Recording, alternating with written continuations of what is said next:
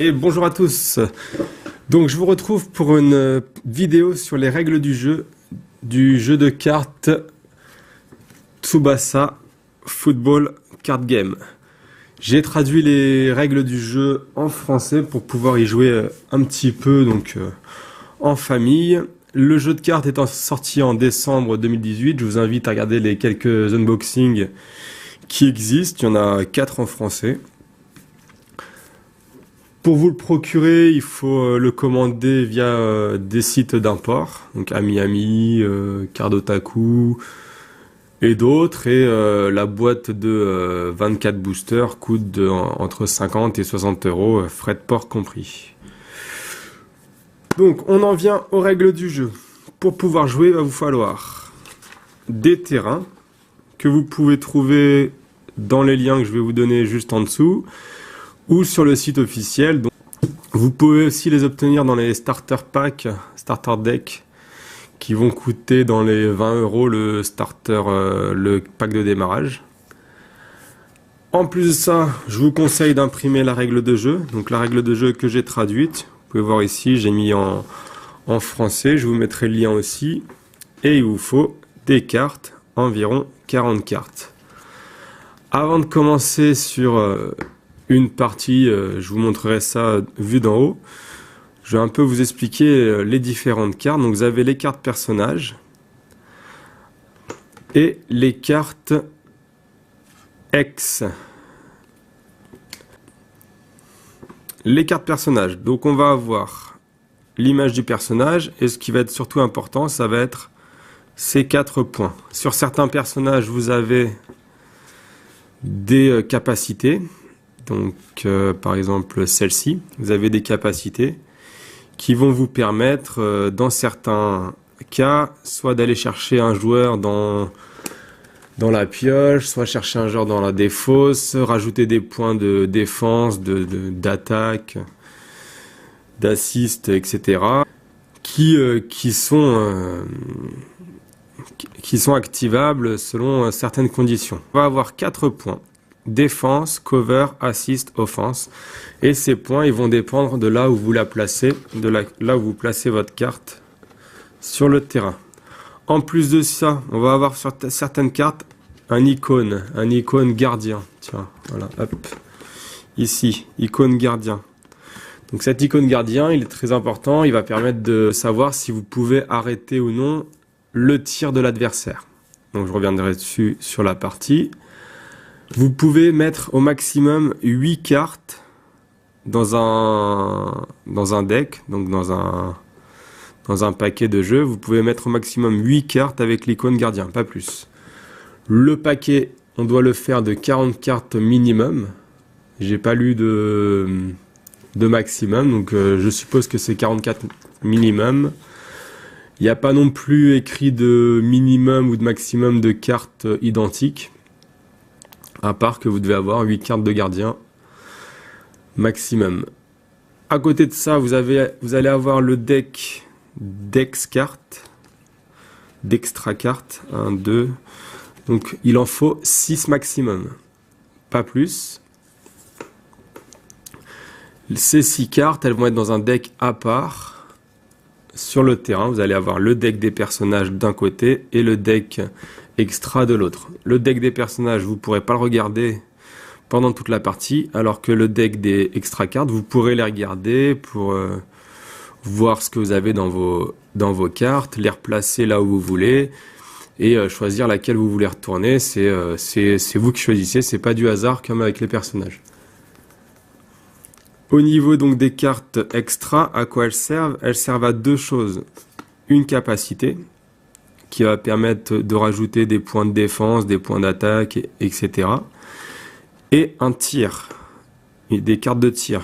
Donc là, comme ici, qui vont permettre de mettre une puissance de tir à votre shoot dans la phase de tir. Donc ici, elle sera de 6. Et quand il y a une puissance de tir qui est appliquée, il faut en plus de l'icône que les points de défense soient plus élevés que la puissance de tir. Donc il faudra plusieurs cartes de gardien, je vous expliquerai ça après. Et donc là, 4 ça suffira pas pour le 6. il faudra du 4 plus 2 et c'est bon, vous pourrez arrêter le tir. Donc le jeu de cartes, comment il se dispose, c'est un petit peu comme une partie de foot. Vous allez jouer au centre, ensuite à l'attaque, puis l'adversaire, il va jouer à la défense, à nouveau au centre, ensuite à l'attaque, et ainsi de suite, jusqu'à ce que aucun des deux adversaires ne puisse arrêter, ne puisse placer un joueur sur les différentes places. Et donc là, vous pourrez attaquer et faire le point de shoot qui est ici pour tirer dans les buts. On est parti, je vous retrouve pour une vue d'en haut pour vous pouvoir faire une simulation d'une partie. Donc, chaque joueur mélange le jeu de son adversaire. Hop, hop, hop, on mélange. Voilà. On pose le jeu sur son terrain. On joue à pierre, papier, ciseaux pour savoir qui commence. On va tirer 6 cartes. 1, 2, 3, 4, 5 et 6 que l'on va regarder. Et placer la carte qui est sur le dessus du deck dans les buts. Donc cette carte qui est dans les buts, elle va décider du nombre de parties, du nombre de buts que l'on peut inscrire dans la partie avant d'arrêter le jeu.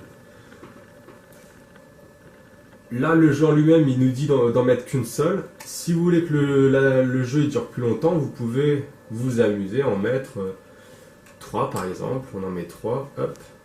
Ce qui va faire durer le jeu beaucoup plus longtemps que si on n'en mettait qu'une dans les buts.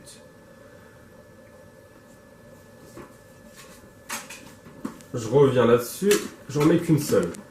J'ai mes 6 cartes ici, je vais regarder les 6 cartes et je vais en choisir le nombre que je veux.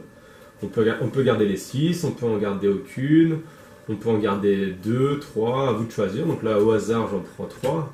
Normalement, il faut regarder vos points. Vous dites, tiens, celui-là, il a beaucoup de points de défense, je vais le garder pour ma défense. Celui-là, il a l'attaque, etc. Vous remettez les cartes dans votre paquet et là, vous redonnez à votre adversaire qui va mélanger les cartes. On les remet et on récupère le nombre de cartes qu'on a mis. Donc là j'en ai 3, donc il faut que j'en récupère 3. 1, 2, 3. Et c'est parti, j'ai mon jeu de cartes pour la partie. Ici. Et lui aussi va piocher 1, 2, 3. 1, 2, 3, 4, 5, 6 cartes. Et mettre une carte dans les buts. Donc là ça va être les cartes de l'adversaire. Bon, elles sont mal triées, il n'y a que des brillantes. Et les miennes. Donc moi, on va toutes les voir. Hop. Et donc les miennes ici. Le joueur qui commence va devoir placer une carte sur la carte de centre. Un peu comme au foot, on commence par le centre. Puis on passe à l'attaque, puis on passe à la défense. Je vous ai déjà expliqué ça tout à l'heure. On va placer par exemple celle-ci. Hop, je la place au centre. Puis on place une carte en attaque. Je place celle-ci. Là, ça va être à l'adversaire de jouer. Lui, il va devoir placer une carte en défense. Donc une carte DF comme celle-ci. Il va la placer en défense. Une carte au centre. Donc une carte au centre. Heureusement, il en a une. Hop, une carte au centre. Et là, on fait une pause sur le jeu. Et on va regarder si la défense a réussi. Donc on va comparer les points d'assist et d'offense de l'attaquant et les points de défense et de cover, de défense ici et de cover de celui qui défend. Donc là ici, le joueur qui a attaqué, il a un point d'offense de 4 ici, et il a un point d'assist de 1. Il n'y a pas de capacité qui est mise en jeu. Le défenseur ici, il va avoir une défense, donc d'abord la défense plus importante de 3, et un cover de 1. Donc ça fait que 3 plus 1, ça fait 4. Et ici, 4 plus 1, ça fait 5. Donc l'attaque, elle va être plus grande que la défense. Ici, la défense, elle échoue. Donc on va pouvoir passer à la phase de tir. Donc vous comprenez que l'objectif de l'adversaire, ça va être de mettre des cartes qui vont pouvoir défendre. Il aurait peut-être dû mettre par exemple la défense de 4 plutôt que de mettre une défense de 3 et ça passait. Parce que 4 et 1 ça fait 5, là 4 et 1 ça fait 5, vu que c'est à égalité, c'est celui qui défend qui remporte. On imagine là que la défense elle échoue, les cartes elles vont rester sur le terrain. Ici et ici elles vont rester sur le terrain, elles vont servir aux capacités. Et il va devoir... Et le joueur qui va devoir attaquer va décider qu'est-ce qu'il fait. Soit il prend une de ses cartes de tir ici. Il se dit tiens, dans mes cartes j'ai celle-là qui me permet de tirer. Je vous avais expliqué ça tout à l'heure, SP6, donc qui permet de tirer. Soit il va utiliser la carte qui attaque. S'il utilise la carte qui attaque, il la place dans cette position sur la shoot line, ici. S'il n'utilise pas la carte, il mettra l'autre carte ici, sur la shoot line. On imagine dans un premier temps qu'il met cette carte sur la shoot line. Ok, c'est parti, c'est le cas. L'adversaire va devoir tirer les 3 premières cartes de son deck. 1, 2 et 3. Et on va regarder s'il y a l'icône du gardien. L'icône que je vous rappelle, ici. Vous aviez là l'icône ici. Si l'icône de gardien, il apparaît, le tir, il est raté. Si par contre l'icône de gardien, il n'apparaît pas, comme ici c'est le cas, le tir du joueur, il est réussi, peu importe la puissance, elle n'est pas prise en compte. Le tir, il est réussi, et donc l'adversaire, il a perdu. Il remballe les 3 cartes ici, il les met dans la défausse, qui est ici. Et il doit prendre cette carte dans sa main. 1, 2, 3, 4, 5 cartes. On repioche les cartes pour en avoir 6. Hop. C'est reparti, on repioche 6 cartes. Nous, de notre côté, 1, 2, 3, 4, on en repioche à nouveau pour en avoir 6. Et le jeu est reparti. Donc celui qui commence ici, j'avais oublié de vous le dire tout à l'heure, il pioche une carte avant de commencer. Hop, il pioche une carte. C'est reparti. Cette carte là qui est en shoot line, elle passe dans la défausse aussi. Donc c'est parti. Il va placer une carte sur le centre.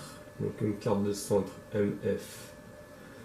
Donc il a placé par exemple, là il veut faire une attaque qui est un peu sympa. Donc il va placer... Alors, il peut placer un autre que MF aussi, il peut placer un FW. J'ai pas vu de contre-indication dans les règles là-dessus. Peut-être qu'on est obligé de placer que des cartes de middle au milieu, que des cartes de défense dans la défense et que des cartes d'attaque dans l'attaque, mais sinon on va vite se retrouver embêté. Donc il peut placer par exemple, allez tiens, celle-là assist, elle a 2, donc il va placer celle-ci au-dessus de l'autre, et non pas rejeter l'autre, au-dessus, et une carte en attaque, une bonne attaque, un bon attaquant, et à lui tiens, un bon attaquant, hop, 4. Voilà. Alors on peut faire jouer n'importe quel joueur avec n'importe quel joueur. Par contre, quand il y aura des capacités à mettre en place, là j'en ai aucune. Et si je veux mettre des capacités en route, eh bien, ça sera mieux d'avoir les mêmes joueurs. Il y a certaines cartes qui s'activent uniquement avec les mêmes équipes. Donc là, il a mis ça. L'adversaire, c'est à son tour, il pioche une carte. Je repioche une carte ici. Je place une carte en défense, donc on va placer une bonne défense quand même. Donc là, 3, celle-ci, hop, 3 en défense. Ensuite, je sais que mon adversaire, il a fait 4 plus 2, donc il a 5. Donc il faut que j'ai au moins un 3 en cover. Ah, j'ai pas ça, j'ai pas trop en cover. Bon bah tant pis. Donc on va mettre en cover celle-ci. Donc défense plus cover 3 plus 1, 4. Ici offense plus 1, 6. 4 plus 2, 6. Donc c'est lui qui remporte. Il va pouvoir tirer. On continue là-dessus. Lui, il a son extra card. Ici, il a des cartes de tir qui sont pas mal du tout. La SP8, ça c'est énorme. Donc, imaginons qu'il met la shoot carte SP8.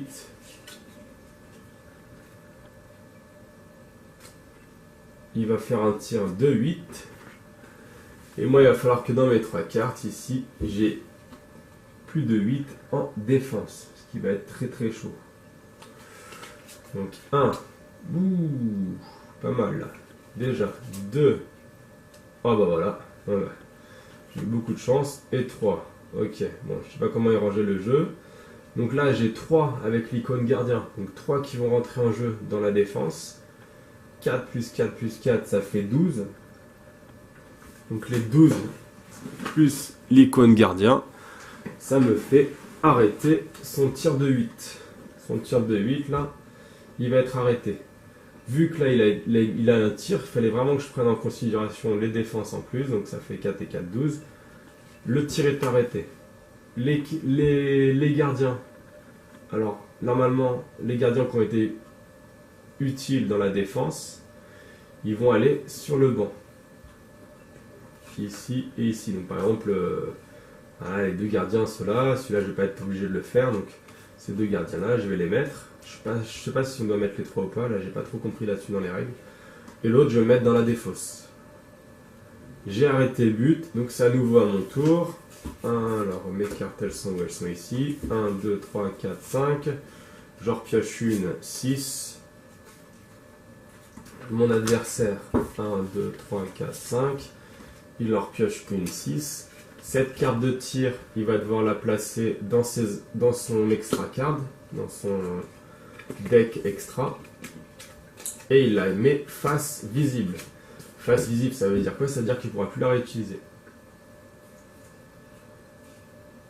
On est reparti. Donc je repars en centre. 1, 2, 3, 4, 5. Donc là, je pioche une carte. Je pars au centre. Donc il me faut une petite assiste sympa. Celle-là. Allez, hop. Centre 1. Et attaque. Est-ce que j'ai des attaquants? Là, j'ai pas vraiment d'attaquants. Ah si, j'ai 8. Hop. Et en attaque, je mets 8. Donc ça fait 4. 4 et 1, 5. À mon adversaire de jouer. Il pioche une carte. Il va mettre une carte en défense. Donc une bonne défense, il faut une bonne défense. Bon, celle-ci, défense 3. Moi je suis à 4 plus 1. Je suis à 5, donc il lui faut du 2 en cover. Il n'y a pas beaucoup de cover à 2, c'est bizarre. Donc il n'a pas, il va mettre cover à 1 par exemple. Et donc là, il n'a pas assez, je vais pouvoir attaquer. Petit détail que je n'ai pas précisé, que j'ai dans les règles, vous pouvez placer à tout moment, dans chaque phase, vous pouvez placer une carte de l'extra deck ici. Mais bon, il faut pouvoir comprendre les capacités, je suis en train d'essayer de les traduire. Mais c'est pas forcément facile. Donc sur les capacités d'extra, vous avez le moment où vous pouvez utiliser la carte, ici, et la capacité en dessous.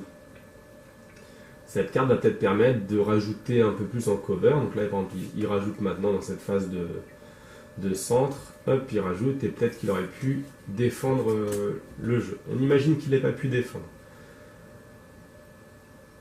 Donc c'est à moi de placer. Je vais placer une de mes cartes extra, donc je vais placer le tir de l'aigle ici. 6. Mon adversaire, il va devoir mettre les 3 cartes de son deck. 1, 2 et attention, la 3e. Aucune n'a l'icône de gardien, donc là, il ne va pas pouvoir défendre. Et en plus de ça, il aurait fallu que ces icônes fassent 6 ou plus. Donc il ne va pas pouvoir défendre. Le tir, bam, il va dans les buts. Le but, il est marqué. Et il n'a plus rien dans ses buts. Il n'a plus aucune carte. Donc là, la partie, elle est terminée. Donc maintenant, des petites questions-réponses. Donc je vais en refaire plusieurs dans les règles du jeu. Les quelques questions-réponses qui pourraient être importantes, ça va être quoi? Donc ça va être les cartes qui sont situées en dessous. Ici, 1, 2, 3. Ici, il y en a 0. Ici, il y en a 0. Les cartes qui sont situées en dessous, elles vont permettre de payer ils appellent ça des tripes. J'ai pas trop compris la traduction. Moi, j'appelle ça la monnaie.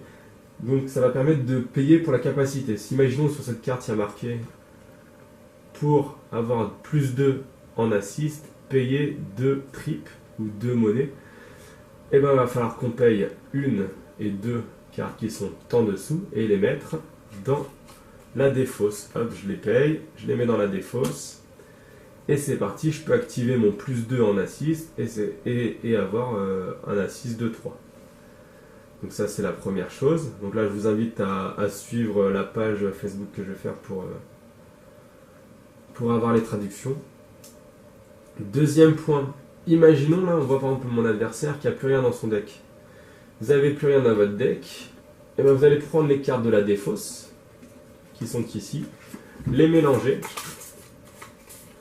et ça va redevenir votre deck. Ça permet de tenir la partie très longtemps si à force de poser des joueurs, on n'arrive toujours pas à marquer le but. Là, il y a eu beaucoup de cartes qui ont été posées, si on n'arrive toujours pas à marquer le but... on continue en refaisant son deck à l'infini. Si vous avez des questions, si vous avez essayé de jouer, n'hésitez pas à me contacter sur YouTube ou sur la page Facebook que j'ai faite, Captain Tsubasa FCG. Je vous remercie d'avoir regardé la vidéo. Je vous dis à très bientôt pour la part 2 qui devrait sortir fin avril. Ça va faire un peu plus de cartes là parce que là on en avait 60, donc pour faire un deck de 40, ça fait qu'il faut en mettre plusieurs fois les mêmes.